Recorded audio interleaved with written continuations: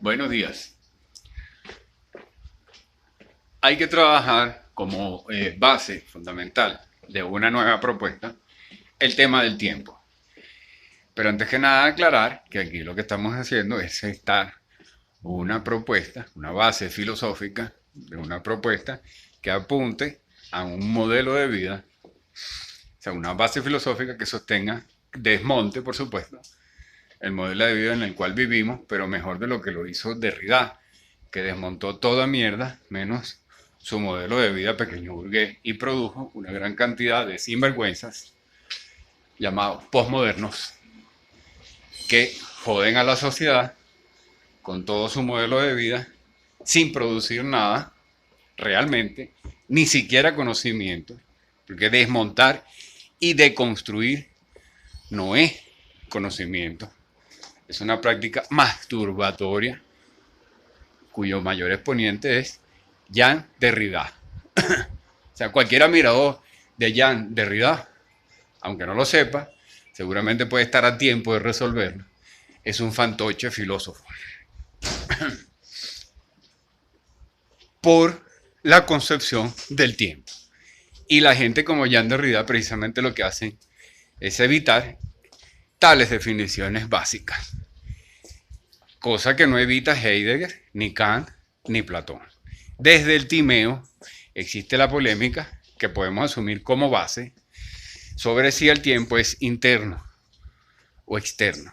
O sea, si es una cuestión que depende para transcurrir de los sucesos internos o externos, que podemos entender según conocimientos y descubrimientos del siglo XX, lecturas a final de cuentas, tan vulnerables y susceptibles de ser constituidas o desmontadas como cualquier hermenéutica, como cualquier lectura sagrada.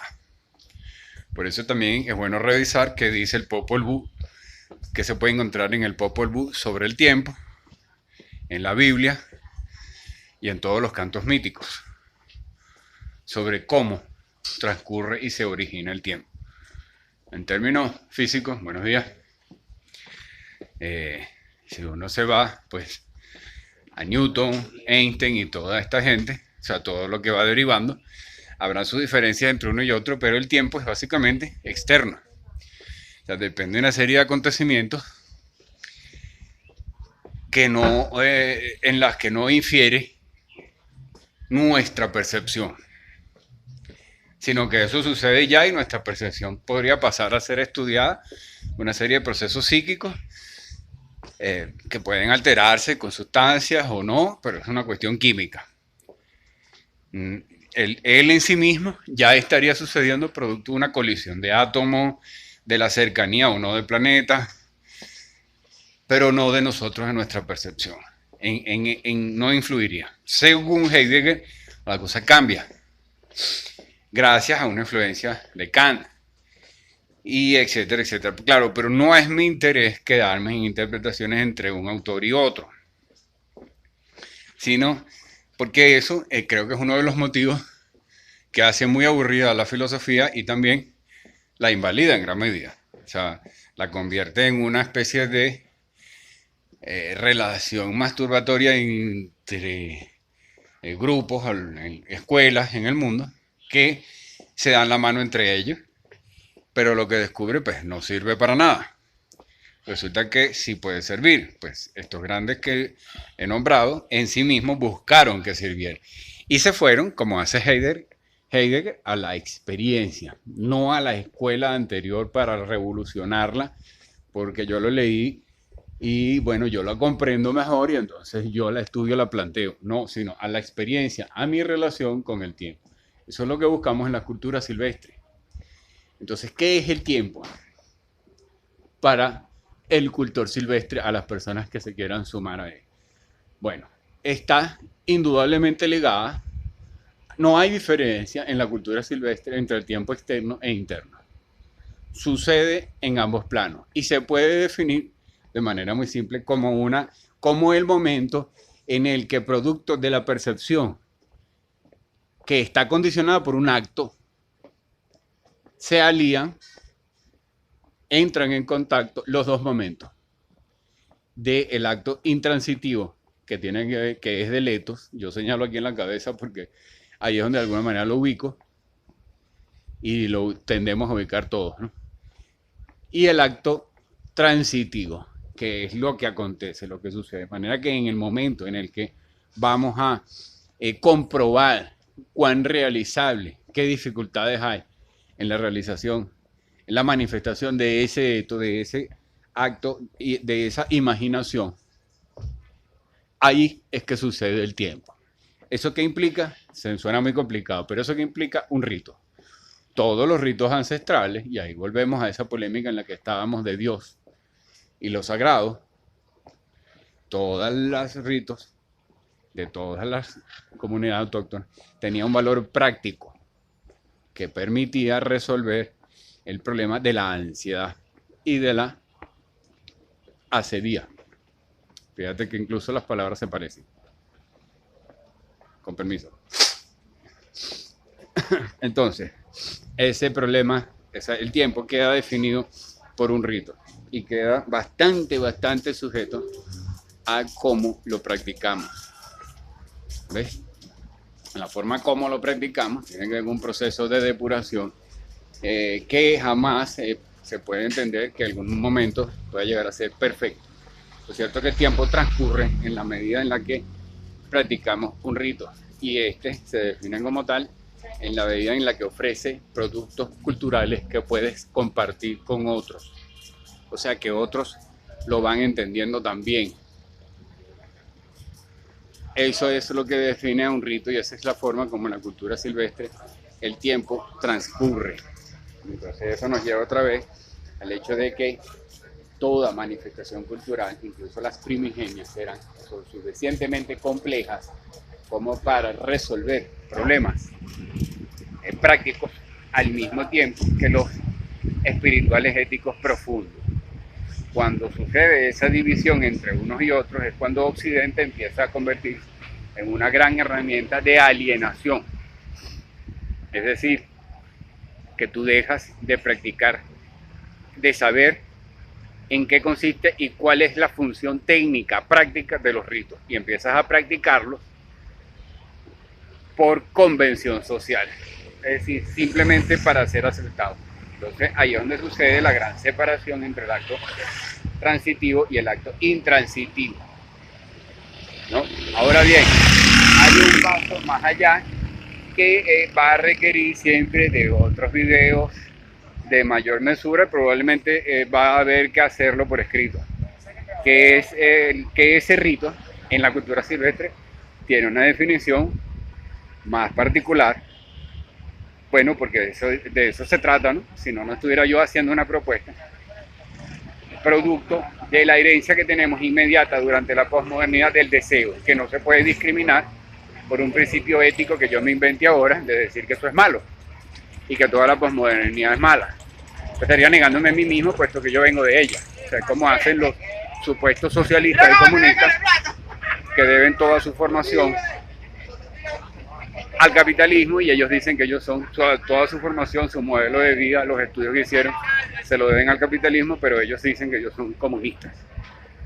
Yo no puedo decir que yo no soy posmoderno, a pesar de que creo claramente, estoy seguro, he definido que eso fue una trampa. Lo que definió a la posmodernidad, lo que la define es que su estructura de conducta es el plus de gozar, el deseo. Está contenida en el psicoanálisis lacaniano como una de sus, como el aporte fundamental de todo yuppie, de todo posmoderno, de todo carajo dedicado a la apropiación, es el deseo. Yo me guío por el deseo. Aquí está mi hermana y su sobrino. Y ya, no podemos concentrarnos ahí, pero me la acabo de encontrar. Mi amor, yo voy a salir por allá, si me haces el favor, disculpa. Chao. Entonces, entre el deseo y el sueño. El deseo es el impulso que nos lleva a los actos transitivos. Y el sueño, que es una manifestación divina, no hay forma de explicar el sueño ni los sueños de manera lógica ni coherente. Ahí fracasó todo el mundo. Lo que puedes es captarlo hermenéuticamente con simbología como lo intenta Jung, por ejemplo, pero no lo puedes explicar. Es una manifestación divina y sagrada. O sea, la podemos entender así. Entonces, entre el sueño y el deseo hay una paradoja. No es una dicotomía simple como esas ridiculeces que es machismo, feminismo, derecha, izquierda, etcétera, etcétera, etcétera, eso que hemos hablado. ¿No? Es una paradoja que ocasiona la necesidad de articulación, porque ambos deben convivir, de hecho conviven, ¿no? En nosotros. Pero ahí es donde transcurre, entre el sueño y el deseo, ahí es donde transcurre el tiempo para la cultura silvestre. Y eso sucede en un rito que asumimos. Ese rito puede ser el de un científico experimentando en un laboratorio, o el de un monje haciendo conjuros y libaciones y actos en la naturaleza, buscando de producir esa alquimia con cantidades de sustancias que la química puede explicarse a su manera, pero que igual producen determinados estados donde el tiempo va a transcurrir de una determinada manera y va a generar un código entre un grupo de personas para que esas personas logren involucrarse en función de unos mismos, o sea, de unos signos transmitidos en un mismo código de tiempo, para que puedan decir que son santeros, que son cristianos o que son científicos. Por eso, desde la fenomenología, tú estudias a un científico igualito que estudias a un cristiano autoflagelándose por sentimientos de culpa. Y sus reacciones y sus situaciones son equiparables cuando un proceso o un determinado descubrimiento o una experimentación sale bien o mal, o cuando hay correspondencia o no entre teoría y práctica, etcétera, etcétera. Son ritos no similares, pero equiparables en los contextos. Son sujetos en contextos actuando para producir una determinada forma de percepción del tiempo. En la cultura silvestre, ya dijimos, vamos a constatar para terminar, que el tiempo transcurre entre el sueño y el deseo. Eso que es abstracto se manifiesta de manera práctica en un determinado rito. Y el que practica la cultura silvestre es de constante creación. Y eso es un acto sagrado, divino, religioso y al mismo tiempo lógico, coherente, cohesivo, con ciencia, con mucha ciencia y con conciencia. O sea, fíjate que hay similitud entre los sonidos, entre las palabras que van apareciendo y que tiene que ver, bueno, con... Se puede estudiar con unas teorías lingüísticas de los lexemas y monemas, que tienen significación en sí mismos, más allá de la diferencia sintáctica, semántica que puede haber entre sufijos y prefijos. Hay monemas que tienen significación en sí mismas. Bueno, eso es un plano ulterior para lingüistas. En general yo estoy hablando para todo el mundo.